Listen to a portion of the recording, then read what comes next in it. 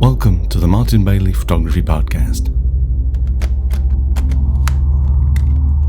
It's January 19, 2015, and this is episode 457.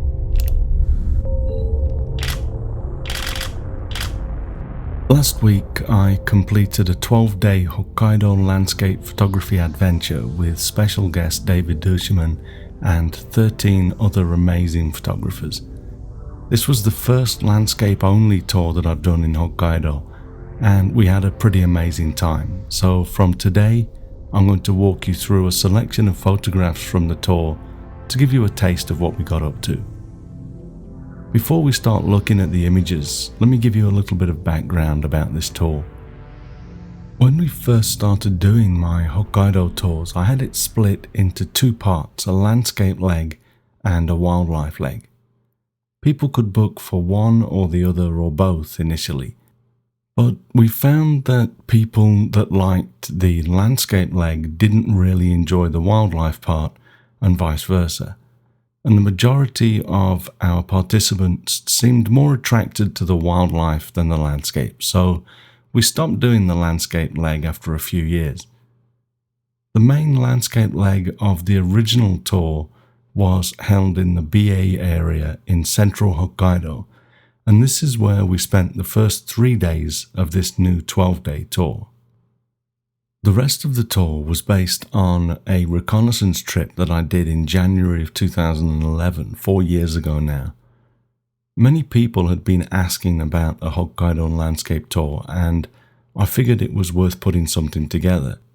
But then as the business grew, we started to do 2 wildlife tours each season, and this landscape tour kind of got put to the back burner until this year.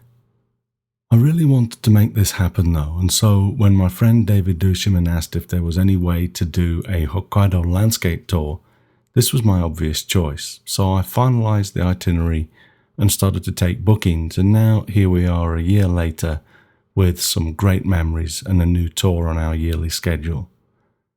I ended up with 79 images from this trip that I'm happy with, and although I'm sure I'll remove a few from my selections as I live with them for a while, I decided to try to get down to enough images to talk about this tour in 2 episodes, and I've selected 24 from my 79, so we'll discuss 12 of these in this episode and another 12 in next week's episode. We start in BA, a particularly beautiful part of this wonderful northern island of Japan. You may remember photos from this area some years ago if you've been following the podcast for a while. I planned for 3 days in this area because it really requires falling snow to make this as beautiful as it can be. And we actually didn't get any snow on the first day. We still have some beautiful photos, but it didn't really start to kick in until the middle of the second day.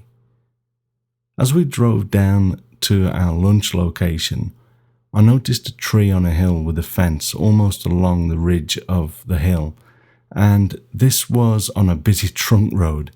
So we turned the bus around and we got off in a safe place a little up the hill and walked down to a location where we could see this scene that I'm showing you a photograph of now. If you're viewing this podcast or listening and viewing with an iPhone or an iPad, you'll be able to see the first few images that we discuss. Ideally, you should be able to watch all 12 of them on the iPad or iPhone, but unfortunately Apple have broken this technology in iOS 8, and I'm still working with them to try to get it fixed. So if you want to look at all of the images, or if you're listening to the audio version or on another device, then please just go to the blog at mbp.ac/457 for episode 457, and just click on the images, or they'll be relatively large depending on your screen size, and you'll be able to see all of the detail in the image as well. And that goes for every episode. It's always going to be the episode number preceded by mbp.ac. So at this location, we'd walked down the hill and the sky was starting to fill with hazy snow clouds. and although there was some heavier cloud drifting through the scene, I waited until it was clear and white to make this photograph. The tiny amount of contrast between the top of the hill and the sky makes it difficult to see the transition, but I love that. I like it when the viewer of the image has to work a little to understand what's going on. And here you have to work even harder because the line of the fence can almost make it feel as though it marks the top of the hill, but it doesn't. Note that this and all but one of the images that we'll look at today have been converted to black and white in Silver FX Pro 2. I just find that the majority of the images I shot on this trip look better in black and white, which is a good thing because I love black and white, and I intended to do just this with the majority of this work as I worked each scene in the field. As the snow set in, we went back to the grounds of the Takushinkan Gallery, home of the late Shinzo Maeda's work, and now also his son Akira. Shinzo Maeda really put BA on the map as a landscape photography location, but unfortunately we were so busy photographing the area that we never actually made time to go in and take a look at his images. The line of trees that we see in this photo is just behind the gallery, and I've photographed these many times in previous years, but the snow that we'd been waiting for reduced this scene to this very minimalistic line of trees. If you look closely, you might also be able to see the lines of the snow in the air and the striking lines across the tree trunks too. I love this effect of the snow on the images, and it's much more apparent in this next image from just up the road from the Takushinkan, again with a very subtle line on the top of the hill. I like to use a shutter speed of a 15th of a second for snow scenes like this, as it's just long enough for the snow to leave a streak across the image rather than just being a stationary dot. There's a time and place for stationary snow, but for these landscape images, I just think that the 15th of a second exposure works very well. I have a handful of these shots that I really like, but I'll just share this one more before we move on. This again is just a little further up the road from the Takushinkan, and it's a simple line of trees, again in heavy snow, with a 15th of a second exposure. You may need to click on the image on the blog to really see the detail, but in this one you can also see the snow in the air more easily, and I love the detail in the line of trees with the snowy brush strokes across them. We'd visited this location on the first day, but when there's no snow, there are mountains and other elements in the background that really don't allow for this very minimalistic scene. It's so much better when the snow comes to enable you to really reduce the scene to a few basic elements of an almost only implied hill, trees and snow. The snow remained into the following morning, so we revisited another of my old haunts, where my tree is still sitting proudly atop of its hill. Many of the trees in this area are named, such as the parent and child trees that are just across from this one, but this particular tree doesn't have a name, although we've started to call it Martin's tree. The photos of this tree from the first afternoon without the falling snow were okay and different, but I love it when I can reduce a scene like this. So as I headed up the hill back to our bus towards the end of our session here, and the snow started to fall a little heavier for a while, I couldn't resist making this photo as well. On our last morning in BA before moving on, we visited the Whitebeard Falls that you can see in this photograph. We didn't necessarily need the snow on this morning, but we'd hoped for that so much on the first couple of days that there seemed to be no stopping it now, so we worked with it. The mineral content in the water actually gives it a beautiful blue tint that is enhanced by the dawn light and a little bit of Lightroom work. This was a 1/5 of a second exposure at ISO 800 as the light was still pretty low. Working with the movement of the snow though, I like how the snowflakes seem to have scribbled on the image, leaving their crazy abstract trails everywhere. I wonder if you can also make out the man's face in the centre of the left third. It's a profile, like he's looking upwards towards the top left corner of the image. After breakfast, we checked out and started to drive over to the western coast of Hokkaido. The heavy snow prevented us from taking the originally planned route, and it added a few hours to our drive, but we always knew that this was a risk on this tour, with the harsh Siberian weather often beating down on this part of Japan.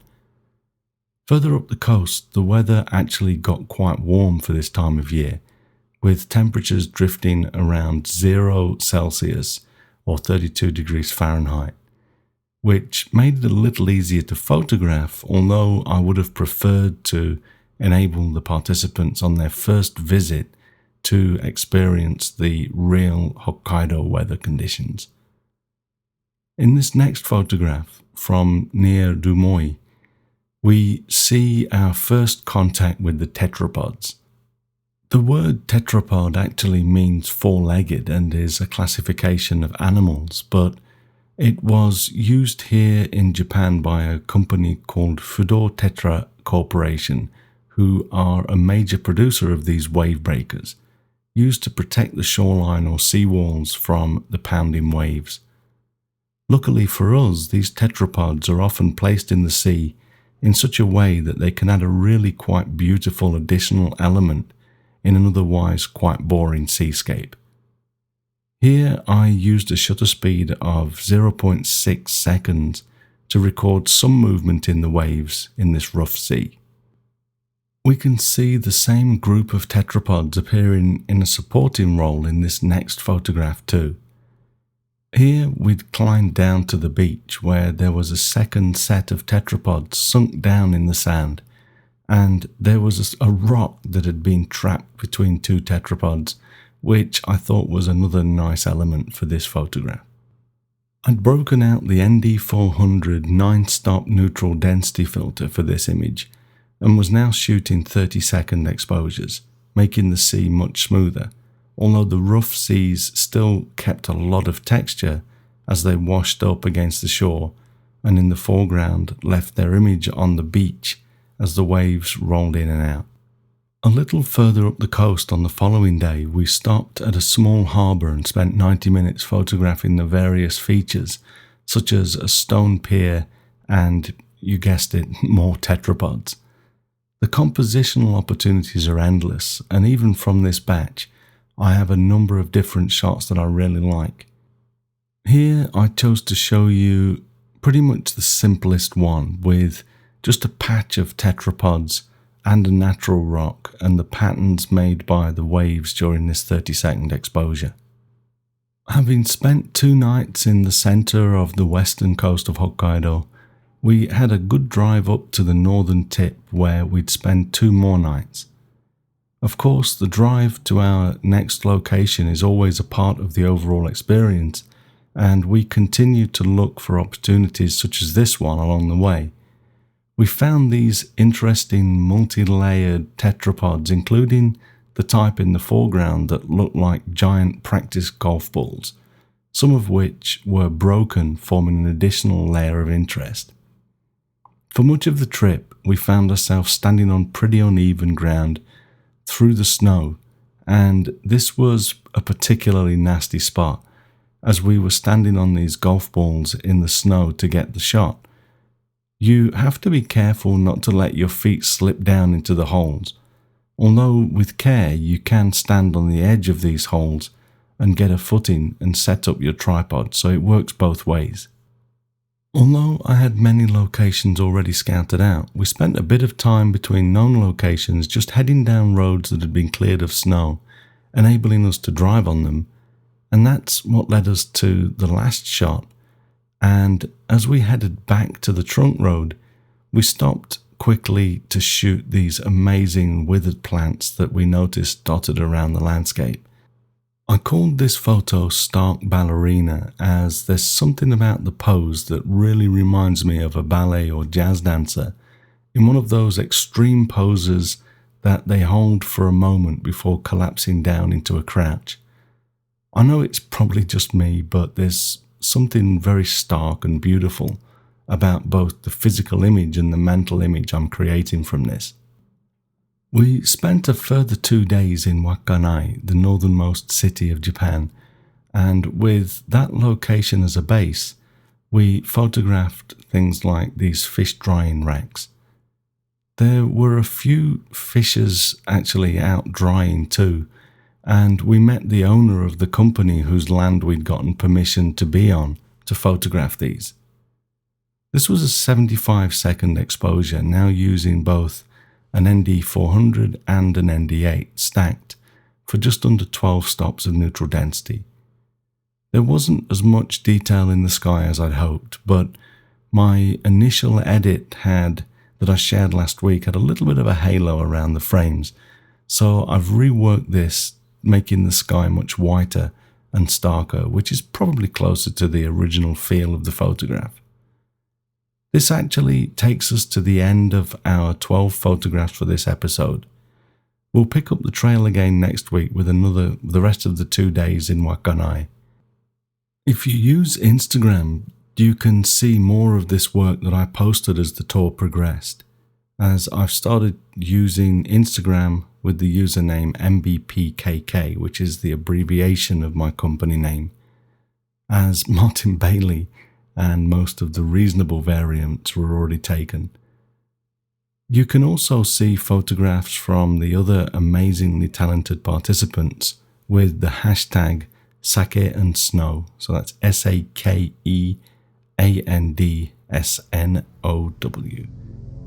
As you know, I'm travelling again from next week with the first of my 2 Snow Monkey and Hokkaido Winter Wonderland tours for this season.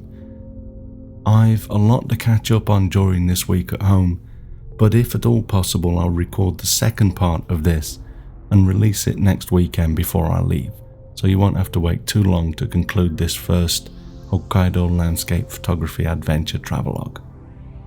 As I mentioned in my brief hello from Hokkaido recording last week, I have now started taking bookings for the 2016 Hokkaido landscape tour, which you can find at mbp.ac/HLPA,